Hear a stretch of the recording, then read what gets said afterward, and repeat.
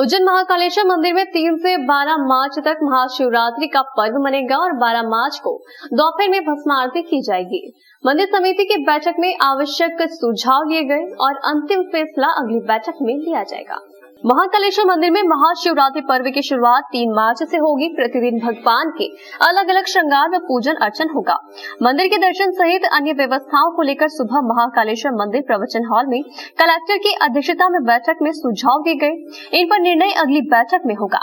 11 मार्च को महाशिवरात्रि पर्व है और वर्ष में एक बार दोपहर में होने वाली भस्म आरती 12 मार्च को होगी, लेकिन पौराणिक और पारंपरिक मान्यताओं के अनुसार शिवरात्रि पर्व की शुरुआत महाकालेश्वर मंदिर में 3 मार्च से होगी। इस दौरान 11 मार्च तक भगवान महाकालेश्वर के विभिन्न श्रृंगार व पूजन होंगे।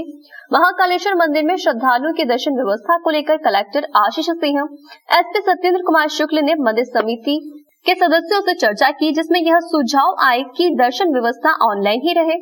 शिवरात्रि पर श्रद्धालुओं की कतार हरसिद्धि मंदिर की ओर से लगाई जाए। साथ ही पास व्यवस्था को सीमित करते हुए मीडिया के प्रवेश पर भी उचित निर्णय लिया जाए। सभी सदस्यों से विचार विमर्श के बाद कलेक्टर ने कहा कि सुझाव के मद्देनजर अगली मीटिंग में निर्णय लिया जाएगा। फिलहाल मंदिर में निर्माण कार्य चल रहे हैं और पिछले वर्ष की तुलना में इस वर्ष दुगने श्रद्धालुओं के आने की संभावना है।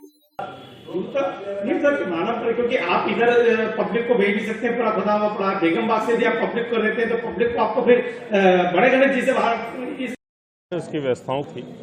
और आज की मीटिंग में मुख्य जो विषय था कि जो पिछली बार की महाशिवरात्रि थी उस पर क्या क्या तैयारियां करी गई थी, किस किस प्रकार की व्यवस्थाएं रही थी, क्या क्या वहाँ की अच्छी चीज़ें थी, कौन कौन सी ऐसी जगह थी जहाँ पर हमको परेशानियाँ आई थी, तो सभी से फीडबैक के संबंध में प्राप्त किया गया है।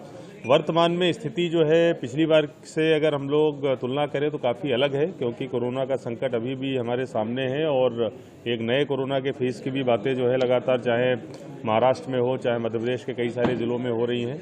इसके अलावा मंदिर के कई हिस्सों में अभी निर्माण कार्य भी चल रहे हैं, चाहे वो स्मार्ट सिटी के हों चाहे उज्जैन डेवलपमेंट अथॉरिटी के हों।